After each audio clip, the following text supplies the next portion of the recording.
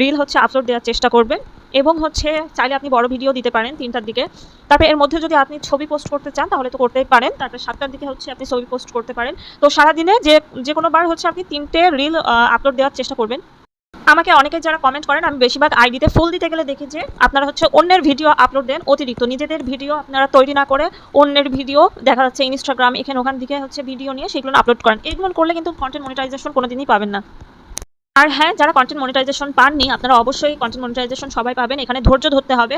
আমার কয়েকটা দিদির সাথে কথা হয়েছে। একজন আছে যে 22K তে তারপরে হচ্ছে কন্টেন্ট মনিটাইজেশন পেয়েছে, অনিশা দিদি। তারপরে হচ্ছে তাপসী দিদি। তাপসী দিদিও কিন্তু অনেক ফলোয়ার গেইন করার পরে দেন হচ্ছে কন্টেন্ট মনিটাইজেশন পেয়েছে। কিন্তু তারা কিন্তু ধৈর্য সহকারে কাজ করে গিয়েছে, কোনো সময় হতাশ হয়নি। তো আমরাও সবসময় মনে রাখবো, হতাশাগ্রস্ত হব না, আমরা মনোযোগ দিয়ে কাজ করার চেষ্টা করব।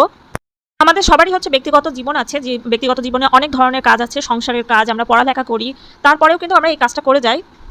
এর মধ্য থেকে অবশ্যই ভিডিও তৈরি করার চেষ্টা করে যাবেন।